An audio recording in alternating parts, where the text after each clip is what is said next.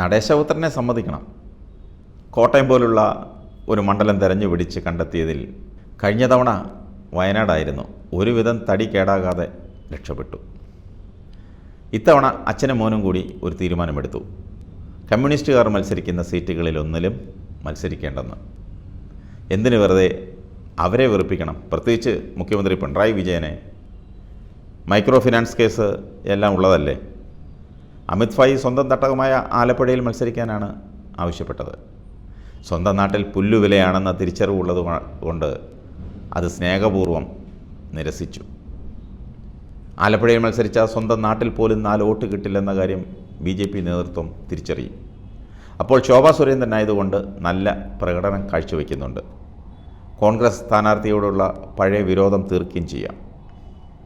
പണ്ട് ഇവന്മാർ കുറേ ഷേവിംഗ് ബ്ലേഡ് തപാലിൽ അയച്ചു തന്ന് നാറ്റിച്ചതാണ്. ശോഭയെ ഒന്ന് പ്രോത്സാഹിപ്പിച്ചു കൊടുത്താൽ ശോഭ രക്ഷപ്പെട്ടില്ലെങ്കിലും മറ്റവനെ ഒരു വഴിക്കാക്കാം. എങ്ങനെയുണ്ട് ഐഡിയ?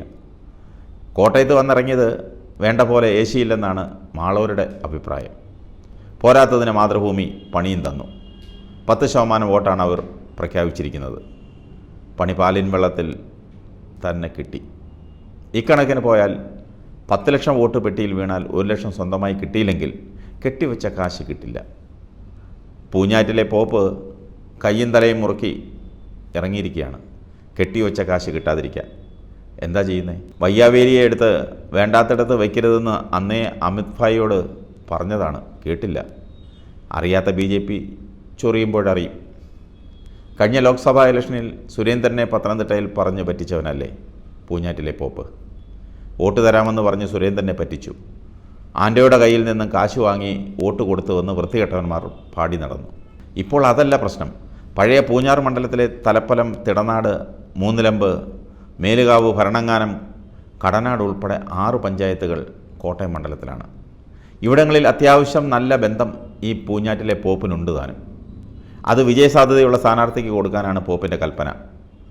3 മുന്നണികളും ഒരുമിച്ച് പോപ്പിനെ ഒതുക്കാൻ നോക്കിയിട്ടും പോപ്പിൻ്റെ വള്ളം ഇപ്പോഴും വെള്ളത്തിന് മുകളിൽ തന്നെയാണ്. എല്ലില്ലാത്ത നാവല്ലേ, അത് എങ്ങനെയും വളയും. അതില്ലായിരുന്നുവെങ്കിൽ പണ്ടേ വല്ല പട്ടിയും കൊണ്ടുപോയേനെ. സമുദായ വോട്ട് മാത്രം മുന്നിൽ കണ്ട് ആള് കളിക്കാൻ വന്നവൻ എൻ്റെ വോട്ട് കണ്ട് പനിക്കണ്ടെന്നാണ് പൂഞ്ഞാറ്റിലെ പോപ്പിൻ്റെ വാദം. വേറെ എന്തോ വരാനിരുന്ന സമയത്താണ് തെരഞ്ഞെടുപ്പിന് നിൽക്കാൻ തോന്നിയത്. വേറെ ആരെയെങ്കിലും സ്ഥാനാർത്ഥിയാക്കിയിട്ട് കരയ്ക്കിരുന്ന് കളി കണ്ടാൽ മതിയായിരുന്നു. എങ്കിൽ അംഗവും കാണാമായിരുന്നു, താളിയും ഒടിക്കാമായിരുന്നു. പോട്ടെ, പോയ ബുദ്ധി ആന പിടിച്ചാൽ കിട്ടില്ലല്ലോ. ഇതിനിടയിൽ പൊതുജനങ്ങൾ ഏകകണ്ഠമായി പറയുന്ന മറ്റൊരു കാര്യമുണ്ട്. അതാണ് കൗതുകകരം. നാവിനെല്ലില്ലാത്ത 2 അച്ഛന്മാരും അവർക്ക് അതിന് ചേരുന്ന ഓരോ മക്കളുമുണ്ട്.